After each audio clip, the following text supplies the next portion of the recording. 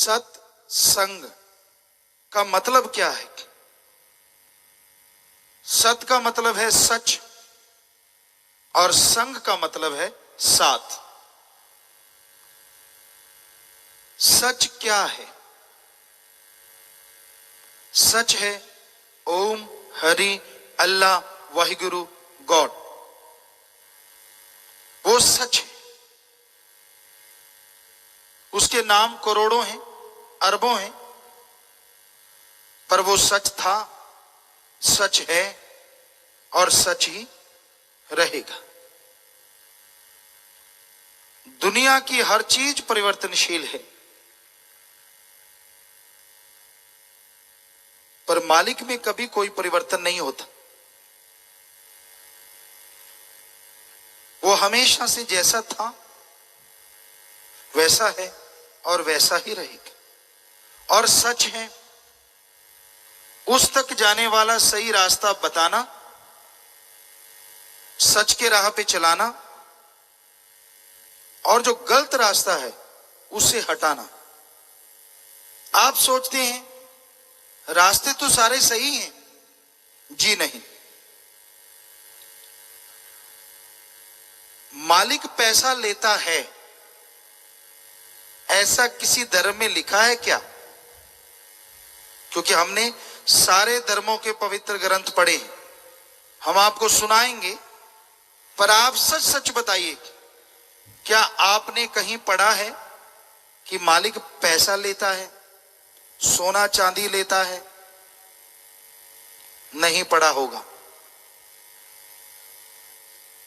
हमारे वेदों में क्या लिखा है? वेदों में लिखा है भगवान से मांगो अच्छी धरती, उपजाऊ धरती, अच्छी आबो हवा, अच्छा पानी, अच्छी सेहत, अच्छी संतान। भगवान से मांगना ही है तो भगवान को मांगो। ये नहीं लिखा भगवान को कुछ दो, उसे मांगो, ये लिखा है।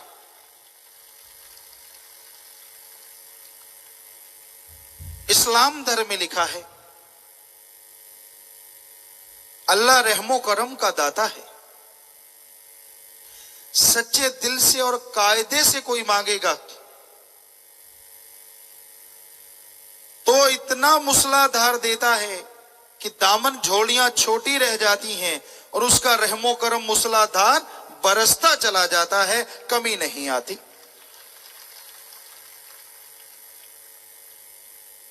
ऐसे ही सिख धर्म में हमारे लिखा है जो मांगे ठाकुर अपने से, सोई सोई देवे। कि जो आप उससे मांगेंगे वो दया का सागर, रहमत का दाता वाहिगुरु देता चला जाएगा, पर उसकी कोई कमी नहीं आएगी। और इंग्लिश फकीर लिखते हैं गॉड देता है, लेता नहीं। पर कायदे से गॉड प्रेयर से मांगो तो वो देता है। तो सभी धर्मों में यही बात आई कि वो देता है, लेता नहीं है। तो उस मालिक को जो हम देते हैं उसका क्या होता है? हम जो भी मालिक से मांगते हैं वो मालिक देता है, पर जो आप मालिक को देते हैं वो मालिक नहीं लेता। होता क्या है, हमारे जैसे लोग चढ़ाते हैं और हमारे जैसे लोग उठा के खा जाते हैं। नाम उसका चलता है और पेट पूजा इंसान की होती है। सोचने वाली बात, इंसान का शरीर कोई पढ़ नहीं पाया, कोई इसे पढ़ नहीं सका। अब तक 15 से 20% बॉडी को पढ़ा जा सका है। तो जिस मालिक ने इंसान का शरीर बनाया, क्या वो इस शरीर के बनाए कागज के टुकड़े रुपए को नहीं बना सकता? अगर उसको पैसा चाहिए तो वो आदमी को बना सकता है, तो आदमी के बनाए पैसे रुपए को क्यों नहीं बना सकता?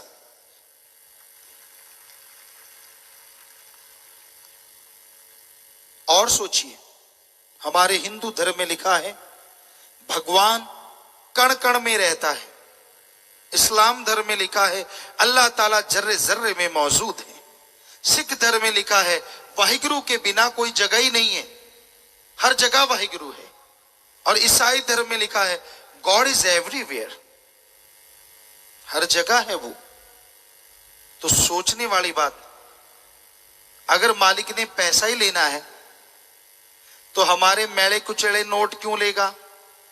नोट बनाने वाली मशीन यहां लगी है, वहीं से करारे करारे नोट ना ले लेगा वो, अगर उसने लेने ही है तो? क्योंकि वो तो हर जगह है। यहां वो नोट बनाने वाली मशीन है, वहां भी वो है। और सोचो, अगर मालिक पैसे से खुश होता तो आम गरीबों के पास क्यों आता?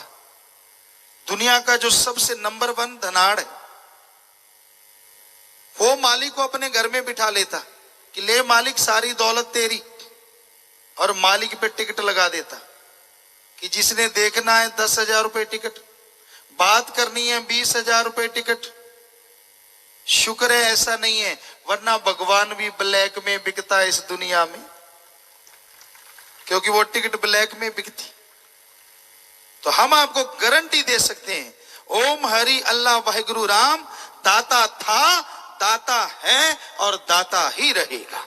वो मंगता नहीं हो सकता, 100% गारंटी है ये।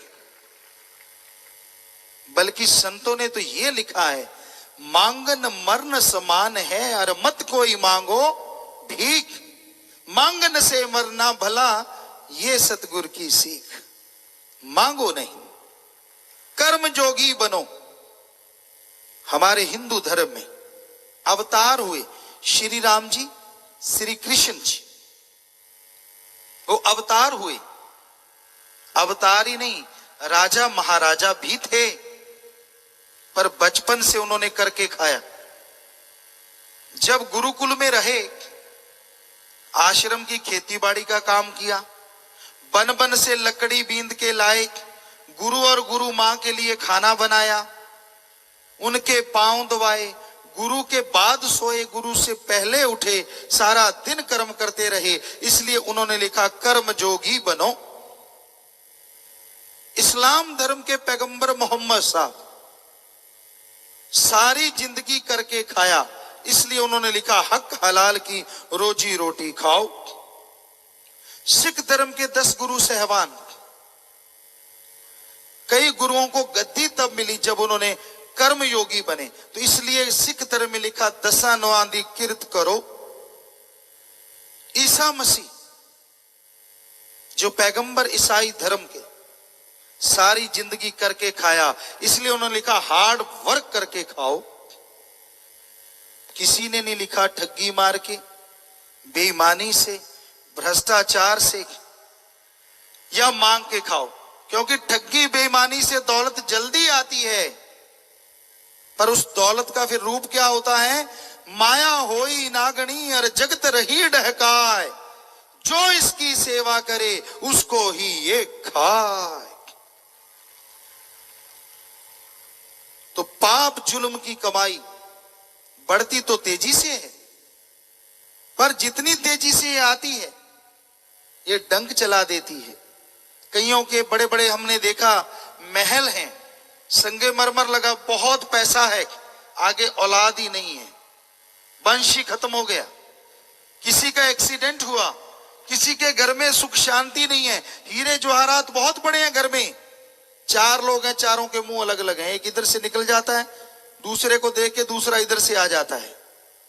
तो क्या फायदा उस दौलत का, अगर घर में शांति नहीं, शरीर निरोग नहीं?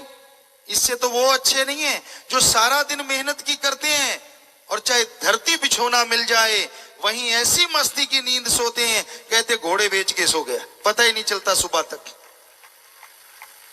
और दूसरी तरफ पाप जुल्म की कमाई से ऐसे ऐसे बिस्तर होते हैं जैसे लक्ष्मण झूला, पर नींद नहीं आती, एक टीका लगवाते हैं, फिर नहीं आती एक दूसरा टीका। उनकी नींद भी किराए की नींद होती है।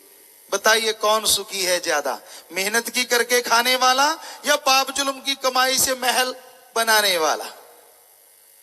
तो भाई हम तो हकीकत आपको सच्चाई बयान करेंगे, जो सच है, बुरा ना मानना। आपको कोई लगे हमसे पूछ लीजिए, सवाल कीजिए। तो हमारे धर्मों में जो सच लिखा है आज आपकी सेवा में बताएंगे। हमें मालिक से, ओम हरि अल्लाह राम वाहिगुरु दाता रहबर से मांगना चाहिए। वो पत्थरों में भी जिंदगी दे देता है, सच्चे दिल से मांगोगे वो कभी नहीं छोड़ता। हमें क्यों मांगना चाहिए? वो हमारा जन्मदाता ही नहीं, आत्मा को भी बनाने वाला है। वो सुप्रीम पावर है जिसकी वजह से ये धरती काम करती है, पानी काम करता है, सूर्य नक्षत्र ग्रह चलते हैं, हवाएं चलती हैं। आप सोचते नहीं, ये एक बड़ी फैक्ट्री में एक बॉस का होना जरूरी है। अगर बॉस ना हो, कर्मचारी काम करना बंद कर दें, तो वो फैक्ट्री फेल हो जाती है। सोचने वाली बात है। आदमी के चलाने वाली फैक्ट्री के लिए भी एक बॉस चाहिए, और अगर वो ना हो तो ये फैक्ट्रियां तबाह हो जाती हैं। तो ये सारी सृष्टि को चलाने वाले कर्मचारी, धरती है, पानी है, आकाश है, सूर्य है, चंद्रमा है, हवाएं हैं, ये सारे कर्मचारी हैं जो सृष्टि को चला रहे हैं। अगर इनमें से एक रूठ जाए तो क्या होगा? धरती रूठ जाए कि मैं तो कुछ भी पैदा नहीं करूंगी, कैसे जी पाओगे इस धरती पे? पानी रूठ जाए कि मैं तो किसी के मुंह में नहीं जाऊंगा, क्या कोई जी पाएगा? तो ये सारे कर्मचारियों को चलाने वाला भी कोई बॉस है, और वो है ओम हरि अल्लाह राम गॉड खुदा रब। और साइंटिस्ट कहते हैं वो है सुप्रीम पावर। सिर्फ लैंग्वेज चेंज है, मान वो भी गए हैं, अब मान गए हैं। साइंटिस्ट आते हैं हमारे पास, नासा साइंस केंद्र से आते हैं, आसपास से आते हैं, दूर दराज से आते हैं, हमारे से चर्चा होती है, आखिर वो मान के जाते हैं हमारे धर्म महाविज्ञान है। साइंस तो बदलती रहती है। यहां जितने लोग बैठे हैं, हमने भी पढ़ा, आपने भी पढ़ा। पहले क्या पढ़ाया गया था?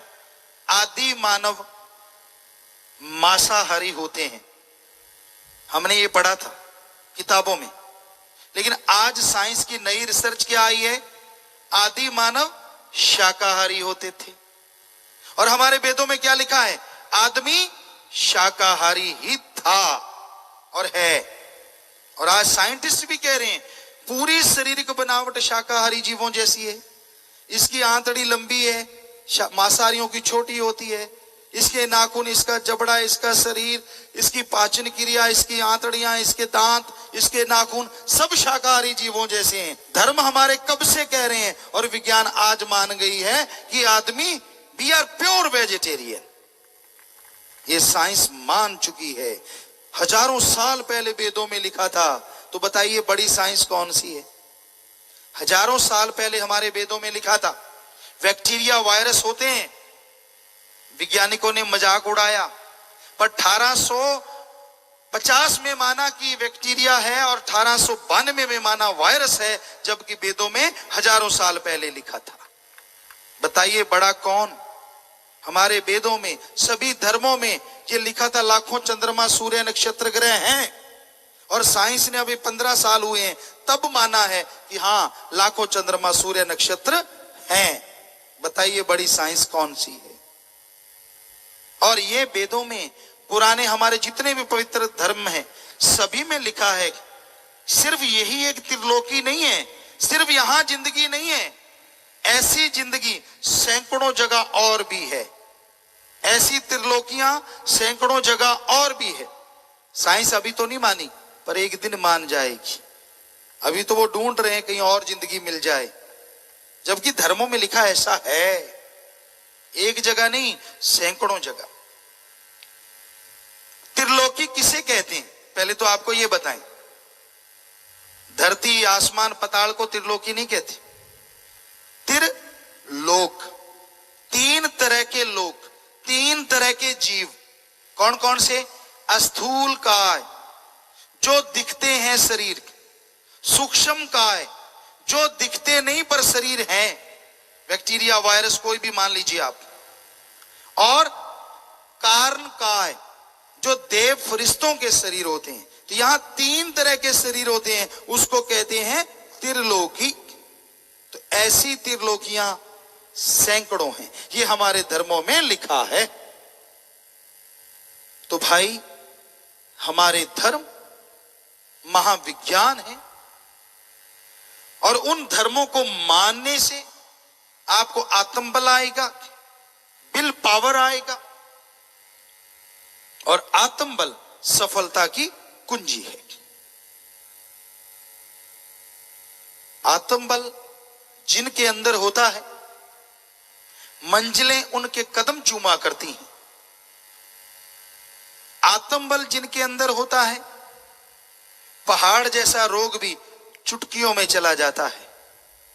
ये अजमाया है, हम अजमाते रहते हैं। कैंसर जैसे भयानक रोग, फर्स्ट स्टेज वालों को मरते देखा है, और थर्ड फोर्थ स्टेज पे जाने के बाद लोगों को यहां जिंदा घूमते देखा है। यह है आत्मबल, यह है आत्मविश्वास। श्वास तो भगवान ने देने हैं। तिल बड़े नराई गटे जो लिख दी करतार, लेखे तेरे श्वास की रास। भगवान ने श्वास गिन के दिए, लेकिन आत्मबल से टाइम पीरियड बढ़ाया जा सकता है, श्वासों की गिनती नहीं। हम 1 मिनट में लेते हैं 16 से 18 श्वास। मान लीजिए 16 से 18 श्वास आप 1 मिनट में लेते हैं, उसके हिसाब से आपने 100 साल जीना है। प्राणायाम की एक क्रिया होती है, श्वास को अंदर ले जाना। हमारे फकीर किया करते थे, खास करके हिंदू धर्म के उदाहरण है मार्कंडेय, कागभूषण जो ऋषि थे, उनकी हजारों साल उम्र थी। कैसे? अब 1 मिनट में लेते हैं 16 तो 100 साल, और श्वास को ऊपर चढ़ा लेते थे, और फिर बातें करना चलता रहता था, और 1 मिनट में सिर्फ एक श्वास लेते थे। अब 1 मिनट में 16 के हिसाब से 100 साल, 1 मिनट में एक लिया तो कितना? 1600 साल। तो इस तरह टाइम पीरियड बढ़ जाता था। तो हमारे धर्मों में बड़ा कुछ छुपा हुआ है। आप कपड़े पहन लेते हैं, जैसे माँ बाप का धर्म आप अपना धर्म बन गया, पर उसमें लिखा क्या है अभी उस पे भी रिसर्च किया करो। माँ बाप ने खेती दे दी, जमीन जायदाद दे दी, आपको दुकान दे दी, अब सुबह शाम माथा टेकते रहो, क्या फायदा होगा? जी नहीं, आप हंसेंगे। तो क्या करते हैं, माँ बाप ने जो जमीन जायदाद दी है उसको जोतते हैं, बीज डालते हैं तो फसल आती है, दुकान खोलते हैं, मेहनत करते हैं तो आमदन होती है। उसी तरह हमें धर्म तो विरासत में मिल जाते हैं, पर धर्म का अगर फायदा उठाना है तो धर्म को पढ़ो, धर्म के ऊपर चलो, फिर देखो आप अंदर बाहर से माला माल हो जाओगे। आप विरासत में लेके मौज से बैठे हैं, ना उसको पढ़ना ना उसके ऊपर चलना। किसी धर्म में नहीं लिखा दूसरे की निंदा करो। हम सत्संग छोड़ देंगे अगर कहीं लिखा दिखा दो। अपनी निंदा करो अगर कर सकते हो, हिम्मत है तो। कबीर जी ने लिखा है, कबीरा सबते हम बुरे, हम तज भला सब कोए, जिन्हें ऐसा कर माने मीत हमारा सोए। अपने आप को बुरा, आपसे कुछ लेने के लिए तो चाहे चंद क्षण कोई मान ले, पर अपने आप को छोटा मान के चलना बहुत बड़ी बात है। दूसरों की बुराइयां करना आम बात है। एक बार हम कॉलेज में गए, स्कूल में गए, लड़कियों का स्कूल कॉलेज था, तो बच्चे हमें पिताजी बोलते हैं, रूहानी फकीर जो भगवान की औलाद है उसे अपनी औलाद समझते हैं। जन्मदाता आपके माँ बाप हैं, पर रूहानी संत जो होते हैं वो भगवान की औलाद को अपनी औलाद की तरह मानते हैं। इसलिए लोगों ने कोई पिता, कोई बाबा, कोई कुछ, तो वो हमें पिताजी कहते थे। कहने लगे पिताजी हमें कोई ऐसी बात बताओ या हमारी कोई बुराई छुड़ाओ, हम जिंदगी भर बुराई नहीं करेंगे, आपके सामने कसम खाएंगे। तो हमने कहा पक्का? सभी स्कूल कॉलेज के बच्चे काफी हजारों में थे, कहने हाँ पिताजी पक्का। हमने कहा बेटा ठीक है, निंदा चुगली छोड़ दो। बच्चों ने हाथ खड़े किए, कसम खाई। एक छोटा सा बच्चा रोने लगा। हमने कहा बेटा रो क्यों रहा है, ध्यान से सुनिए। कहने लगा गुरुजी अगर निंदा चुगली छोड़ देंगे तो करेंगे क्या? सोचो सोचो, सारा दिन जो आप बातें करते हो उसमें से निंदा चुगली निकाल दो, क्या रह जाता है बाद में? कौन कौन सी बातें? ज्यादातर चलती निंदा चुगली है। कोई पास से गुजर गया, उसका अगला पिछला हिसाब किताब सारा लगा देंगे, ये ऐसा होता था, वैसा होता था। आज लोग अपने दुखों से दुखी नहीं है, दूसरा सुखी क्यों है इससे ज्यादा दुखी है। अपने दुखों से दुखी कोई कोई है। पड़ोसी का महल क्यों बन गया, मेरा चौबारा ही रह गया। मेरे पास मोटरसाइकिल है, पड़ोसी ने कार कैसे ले ली, ये चक्कर पड़ा हुआ है। तो भाई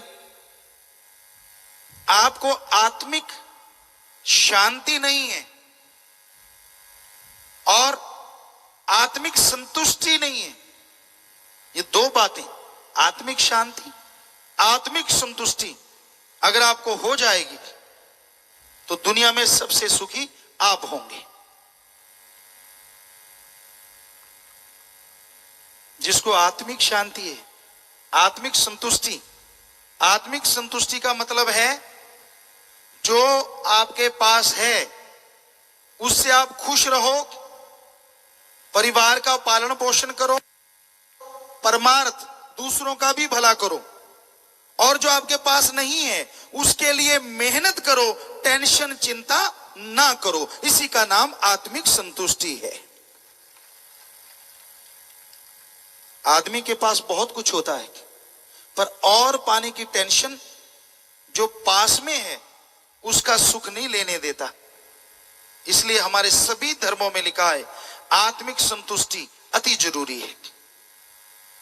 और आत्मिक संतुष्टि आत्मबल बढ़ाने से आती है, और आत्मबल बढ़ता है आत्मिक चिंतन से, और आत्मिक चिंतन होता है भगवान अल्लाह वाहिगुरु गॉड खुदा राम के नाम से, गुरु मंत्रा से, मेथड ऑफ मेडिटेशन से, वो युक्ति से, वो मेथड से जो हम आपको बताएंगे, बिना किसी पैसे के, बिना धर्म छुड़ाए, बिना नोट बोर्ड का चक्कर चलाए, बिना किसी पैसे के। जिस मर्जी धर्म में रहो, जो मर्जी भाषा बोलो, जो मर्जी पहनावा पहनो, आपसे कोई पैसा नहीं लेना, कोई चढ़ावा नहीं लेना, बस आपको तरीका बताना है। आप अपने घर में, बच्चों में, परिवार में रह के उस तरीके को करेंगे तो यकीनन आपके अंदर आत्मबल आएगा, और उस आत्मबल के सहारे आप सुख शांति को हासिल जरूर कर पाएंगे। सत्संग, वैसे संग का रंग लाजमी चढ़ता है। आप झूठ बोलने के वाले के पास बैठो, कुछ दिन बैठते रहोगे तो आप झूठ बोलने जरूर लग जाओगे। जैसा करो संग वैसा चढ़े रंग। आपको एक शेर सुनाते हैं, ध्यान से सुनिए। अगर पास अग्नि के बैठोगे जाकर तो उठोगे एक दिन कपड़े जलाकर। अगर पास अग्नि के बैठोगे जाकर तो उठोगे एक दिन कपड़े जलाकर। अगर पास फूलों के बैठोगे जाकर तो उठोगे कपड़ों में खुशबू बसाकर। अगर आप आग के पास बैठ जाते हैं और आपका ध्यान इधर उधर हो जाता है, अचानक कपड़ा उड़ता है और आग पे लग जाता है, आग ने क्या करना है? कपड़े को जला के राख कर देना है। किसी और दिन आप फूलों के ढेर के पास बैठे हैं, कपड़ा उड़ता है, फूलों के ऊपर लग जाता है। फूलों ने क्या करना है, आपके कपड़ों में खुशबू भर देनी है। तो भाई अगर बुराई का संग करते रहोगे तो बुराइयां आपके सुख शांति को जला के राख कर देंगी, और अगर आप अच्छाई भलाई का संग करोगे तो आपका जीवन खुशबू से महक जाएगा। समाज में लोग आपकी इज्जत सत्कार करना शुरू कर देंगे। और अगर सत्संग करोगे तो जीते जी मोक्ष, मरणोपरांत मोक्ष मिलेगा। जीते जी गम दुख दर्द चिंता परेशानियों से, और मरणोपरांत आवागमन से। यही सच्चा मोक्ष है, यही सच्ची मुक्ति जो मालिक के नाम से मिलती है। तो आज चर्चा करेंगे बस इसी बारे में। हम सभी धर्मों को मानते हैं, किसी जात पात ऊंच नीच को नहीं मानते, क्योंकि हमारे धर्मों में इसके लिए कोई जगह नहीं है। जो कहता है मैं बहुत बड़ा हूं, ऊंचे धर्म का हूं, कोई कहता है ऊंची जात का हूं, कोई कहता है छोटी जात का है। हम आपसे एक सवाल पूछते हैं, बताइए, जो कहता है मैं बड़े वाला हूं, क्या जन्म के समय उसके ताज लगा हुआ था और छोटे के पूंछ लगी थी? या बताइए, क्या बड़े वाले की नाड़ियों में घी दूध बहता है, छोटे वाले के पानी बहता है? या बताइए, क्या बड़े वाला आसमान से टपका है और छोटे वाला मां के गर्भ से नहीं आया? सारे के सारे मां के गर्भ से आए हैं। हम सब एक हैं और हमारा मालिक एक है। ये धर्मों में लिखा हुआ है। सारे धर्मों में कोई सच्ची बात बताता नहीं। आज आपको सच बताने आए हैं और शरेआम बताने आए हैं। सारे धर्मों में लिखा है हम सब एक हैं, कोई ऊंच नीच किसी धर्म में नहीं है। वेदों की बात भी करेंगे, जिनमें वर्ण बने 4 वर्ण, वो कर्म के अनुसार हैं, जन्म के अनुसार नहीं है। ये आपको बता दें। तो सत्संग कारखाना है। जैसे गाड़ियां बनती हैं, कल पुर्जे बनते हैं, वो कारखाने होते हैं। यहां इंसान बनाए जाते हैं। आदमी कहता है मैं तो इंसान ही हूं। नहीं भाई, इंसानियत भूल गया है। एक पशुओं का झुंड है। हमने देखा राजस्थान में जिमींदार कांटेदार झाड़ियां लगा देते हैं, तारें लगा देते हैं कि फसल खराब ना करे, पर पशु तो पशु है, अंदर से घुस जाते हैं। और जब जिमींदार दौड़ाते हैं तो भागते हैं, उनको दिखता कुछ नहीं, कईयों के चोट लग जाती है। ऐसा हमने एक मिर्ग को देखा, हिरन, वो भाग गए, एक को चोट लग गई। हमने धीरे से टीले थे, टीलों के पीछे से जाके देखा, बाकी झुंड ने उसको घेर रखा है और यहां से खून निकल रहा है, उसको जीभा से चाट रहे हैं, लीपापोती कर रहे हैं। आप कहते हैं हम आदमी हैं। रोड के किनारे कोई घायल पड़ा है, गाड़ी आती है, धीरे होती है, उसको देखते हैं, अपना तो नहीं, एक्सीलेटर दबा देते हैं और भाग जाते हैं। बताइए आदमी कौन और पशु कौन?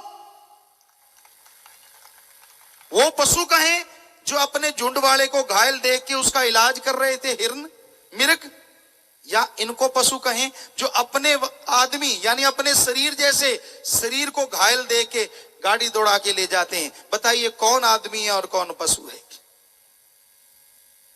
जवाब मांगते हैं हमारे धर्म, क्योंकि धर्मों में दया रहम पहला असूल है, जो आज गायब होती जा रही है। आज तो खुदगर्जी है, मेरी कुर्सी सलामत सारी दुनिया सलामत, मेरी कुर्सी डगमगा रही है तो सारी दुनिया डगमगा रही है। आज तो ये असूल है। तो भाई दया रहम धर्मों का पहला असूल है। सत्संग में आएंगे तो ये असूल याद करवाया जाता है, इंसानियत का पाठ पढ़ाया जाता है। ऊपर उठिए अपनी खुदगर्जी से, स्वार्थीपन से। इंसानियत किसे कहते हैं? अगर धर्मों के अनुसार आपको सीधी भाषा में बताएं तो सीधी भाषा में सभी धर्मों का क्या बनता है? ध्यान से सुनिए। किसी को दुख दर्द में तड़पता देख के उसके दुख दर्द में शामिल होना और उसके दुख दर्द को दूर करने की कोशिश करना, इसी का नाम इंसानियत है।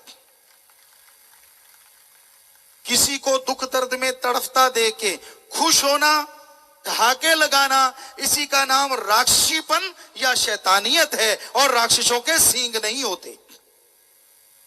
तो ये है इंसानियत। हमारे धर्मों का सार, सभी धर्मों का सार सुनाएंगे आपको, और हाथ जोड़ के विनती है सुनिएगा जरूर। अच्छा लगे मानिए, अच्छा ना लगे तो भी आपका अच्छा तो होगा ही होगा, क्योंकि आप राम नाम के यहां चर्चा हो रही है, मालिक की चर्चा हो रही है, वहां आके बैठे हैं।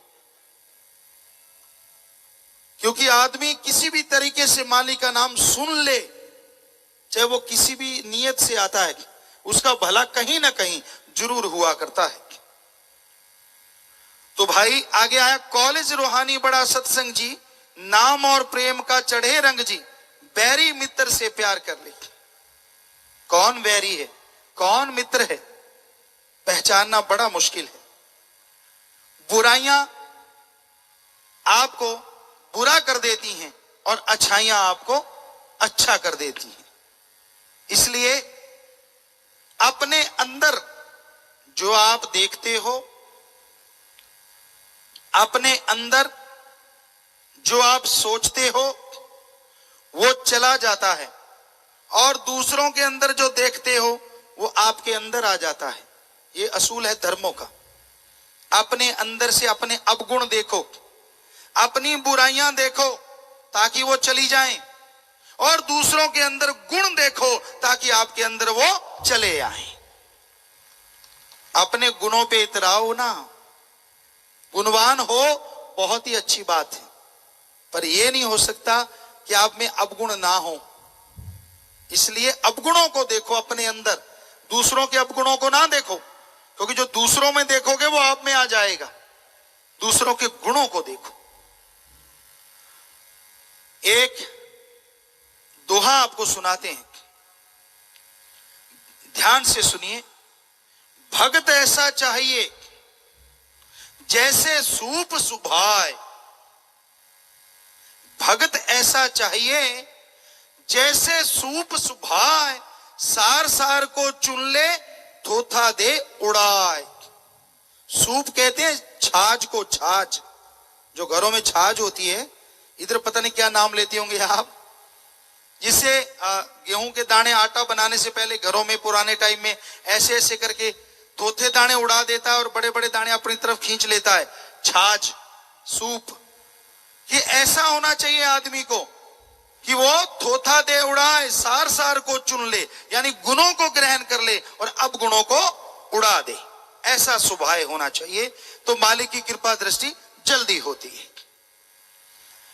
तो आगे आया जी, किस काम के लिए आया भाई, इस बात की ना समझ आई, संत बताएं वही काम कर ले। सत्संग का फल जबरदस्त है। आपको एक कहानी सुनाते हैं जो सच्ची बात। एक जमाने में एक शातिर चोर था। ऐसा शातिर किसी से पकड़ा नहीं गया था। राजा महाराजाओं का समय था। तो जब वो चोर मरने लगा, अपने बेटे को भी चोरी के दांव पे सिखा गया और कहने लगा, दो बातें याद रखना। एक तो जब पकड़े जाओ तो मानना ना, और पहला असूल संतों की सत्संग में जाना ना। क्योंकि उसको पता था संतों की सत्संग में जाएगा तो चोरी छोड़ देगा। उस बच्चे ने असूल पक्के मान लिए, चोरी करने लगा, कभी पकड़ा नहीं गया। एक दिन राजा महाराजा के यहां चोरी कर ली और पता चल गया सेना को। वो ओहदेदार उसके पीछे हो लिए, वो आगे भाग लिया। झांसे देता देता देता देता एक नगर में पहुंच गया। एक जगह पे लोग जा रहे थे, बहुत भीड़ जा रही थी। तो उसने देखा कि मैं भी इनके साथ हो लेता हूं। उनके साथ हो गया और एक और सज्जन के बैग में अपना सामान डाल दिया, हीरे जवाहरात। क्योंकि तब सबूत क्या होता था, अगर सामान बरामद जिसके पास से हो गया वो चोर है। तो सत्संग में वो थी सत्संग देखा तो सामने संत बैठे हैं। बाप की बात याद आ गई, सत्संग सुनना ना, कानों में उंगलियां डाल ली। सिपाहियों को भी पता चल गया कि आदमी गया तो इधर ही है, क्योंकि वो उसके पीछे थे। कानों में उंगलियां डाल ली। आदमी जिज्ञासु होता है, कोई चीज कहते ना उधर मत देखो, चाहे कुछ भी, इन्हें जरूर देखोगे। जिधर से रोको, एक बार होता है कि यार क्या है, क्यों ना देखूं, मैं मर्जी का मालिक हूं। तो उसने सोचा, मेरे बाप ने कहा है कि सत्संग सुनना नहीं, थोड़ा सा सुन लेते हैं। उंगलियां निकाली, संतों ने वचन किए, देवी देवताओं के परछाई नहीं होती, ऐसे हाथ करेंगे इधर परछाई नहीं आएगी। तो उंगलियां फिर कानों में डाल ली, सिर्फ एक लाइन सुनी। अब बाहर निकला, सिपाहियों ने पकड़ लिया, क्योंकि वेशभूषा वही थी, कपड़े तो बदले नहीं थे। पकड़ लिया, मारा पीटा, सामान मिला नहीं, माना है नहीं वो। अब हीरे जवाहरात बहुत चुराए थे। अब राजा को गुस्सा आया, कहता मनाओ अगर ये चोर है तो। बहुत कोशिश की, वो नहीं माना। जासूस होते थे। एक लेडी, एक औरत कहने लगी, महाराज मैं मना लेती हूं इसको। उसने जेल कर्मचारियों को बताया कि मैं आऊंगी और ऐसे ऐसे करना। उसने देवी मां का रूप धारण कर लिया। पता था कि चोर देवी को बहुत मानते। रूप धारण कर लिया, वैसे 4 हाथ लगा लिए, सारा कुछ वैसे बना लिया। और जब उठ के जाने लगी, आई सामने, जेल खाने का पहला दरवाजा, वो जो पहरेदार थे उन्होंने धीरे से पांव से खोल दिया और खुद धड़ाम से पड़ गए। आवाज आई, चोर ने देखा है एक दरवाजा खुला है, पहरेदार नीचे गिर के देखा, ओ देवी मां आ रही है। और लाइटें जगी हुई थी, अंदर अंधकार था। फिर आगे बढ़ा, वो देवी मां जैसे अगले दरवाजे पे गई, फिर पहरेदार धड़ाम से गिर गए, दरवाजा अपने आप खुल गया, सेटिंग की हुई थी। ऐसे करते करते वो देवी मां चोर के पास पहुंच गई और चोर रोने लगा, आंखों से आंसू बहने लगे। ओ मां तूने मुझे इस काबिल समझा, मुझे दर्शन दिए, मैं धन्य हो गया। तो वो देवी मां बनी औरत कहने लगी, बेटा वो तो ठीक है, तू मेरा भगत और जेल में, तू बोल के बता सच सच, तूने चोरी की कि नहीं की? अगर नहीं की तो भी बता, की है तो भी बता, मैं तुझे छुड़वा दूंगी। चोर और इमोशनल हो गया, रोने लगा, मां मुझे छुड़ाने आई है। अचानक निगाह पड़ी, पीछे बहुत लंबी परछाई, बहुत लंबी परछाई। संतों की बात याद आई कि देवी देवताओं के परछाई नहीं होती। समझ गया, शातिर तो था ही। क्या लगा, और रोने लगा, नाटक शुरू हो गया। मां बचा ले मुझे, मैं चोरी मैं तो सामान के किसी के नजायज हाथ ही नहीं लगाता, मैं तो तेरा भगत। अब वो जासूस वापिस चली गई, कहने लगी, महाराज इन्होंने निर्दोष को पकड़ रखा है, मैंने देखा उसको रोते, वो सच्चे आंसू थे, उसको छोड़ो। उसको छोड़ दिया गया, भागा। यहां सत्संग था, संत वहां नहीं थे, दूसरे गांव चले गए, वहां भागा, संतों के चरणों में लमलेट हो गया। कहने लगा, हे महाराज आपकी सत्संग की एक लाइन ने मेरी जान बख्श दी, अगर पूरी सत्संग सुनूं तो संत कहने लगे, दोनों जहान से आपको मुक्ति मिल जाएगी। तो ये है सत्संग का फल। ये कहानियां नहीं है, ये 100% सच्ची बातें जो हम आपको बताने आए हैं। तो सत्संग में ज्ञान मिलता है उस भगवान का, खुद का, मैं कौन हूं, मैं कैसा हूं, कितने अवगुण हैं, कितने गुण हैं। वरना आदमी तो अपने आप को गुणवान ही समझता रहता है, अवगुण तो कभी याद भी नहीं आते।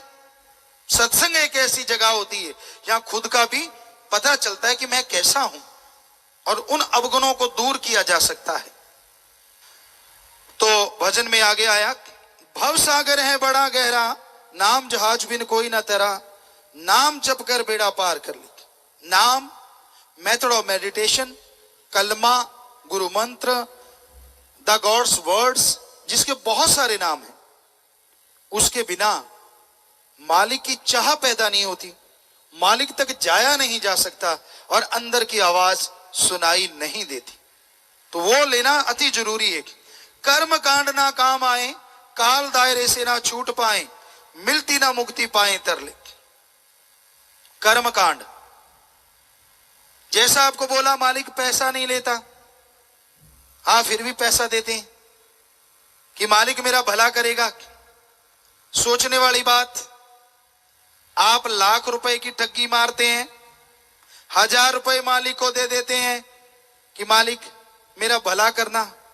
यानी एक तरह से आप कहते हैं कि मैंने लाख की ठगी मारी, 1000 तू ले ले, ये तेरा हिस्सा 99,000 मेरा एक नंबर का कर दे। है ना कमाल की बात। इस तरह तो आप मालिक को ठगी में शामिल कर रहे हैं। बताइए क्या ये सच है कि नहीं है? कई कहते हैं जी एक आप डुबकी मारो, जन्म जन्म के पाप धुल जाएंगे।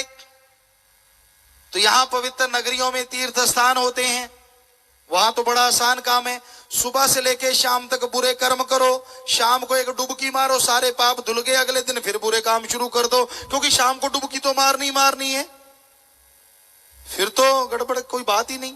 ये सही नहीं है। ऐसा डुबकी से तो शरीर की मैल नहीं उतरती, आत्मा की तो कहां से उतरेगी। ये यहां पे हमने देखा अजमेर में ख्वाजा मोइनुद्दीन चिश्ती साहब की पवित्र दरगाह है। पुष्कर में हम गए तो वहां ब्रह्मा जी का पूजनीय मंदिर है।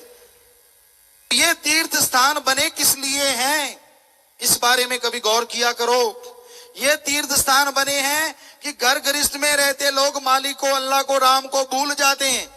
जब इन तीर्थ स्थानों में आते हैं तो फिर से मालिक याद आता है, तो फिर से मालिक को याद करना शुरू कर दो। इसलिए ये तीर्थ स्थान बने हैं ताकि आपको मालिक की याद आए, आप मालिक से जुड़ जाएं, उसकी भक्ति इबादत करें, इसलिए बने हैं ये तीर्थ स्थान। लेकिन आदमी कुछ और ही करते रहते हैं।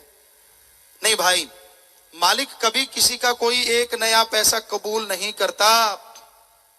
वो दाता था, दाता है, दाता ही रहेगा, वो मंगता नहीं हो सकता, ये हम आपको गारंटी देते हैं। वो तो दोनों जहां का दाता है। अगर हम जिसे सुप्रीम पावर कहें, अल्लाह, राम, परमात्मा कहें, तो वो तो सबका दाता है। तो भाई आगे भजन में आगे फिर आता है, माया जोड़ी काम आती नहीं, अंत समय साथ जाती नहीं।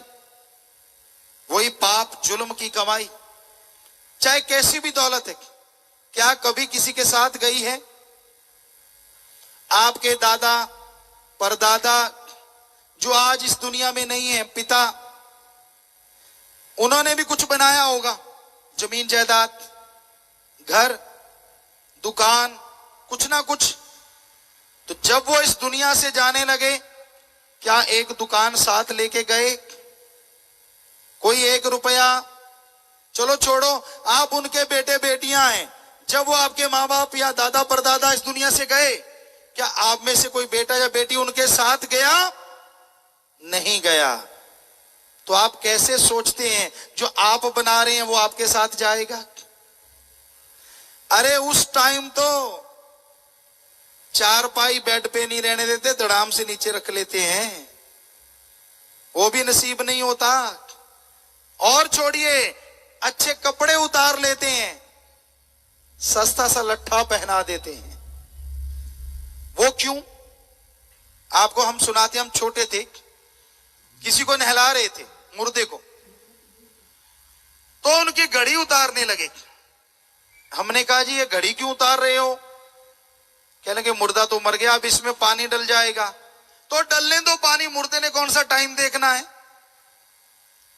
पर बात यह है, नहाने के बहाने गले में अगर कोई चेन है तो वो उतार लेते हैं, हाथ में अंगूठी है तो वो उतार लेते हैं, और यहां तागड़ी बांधी है तो वो उतार लेते हैं। ये एक रीत बनी है। और नहलाने को कौन सा मुर्दे की बारात निकलनी है तो उसको जलाना ही।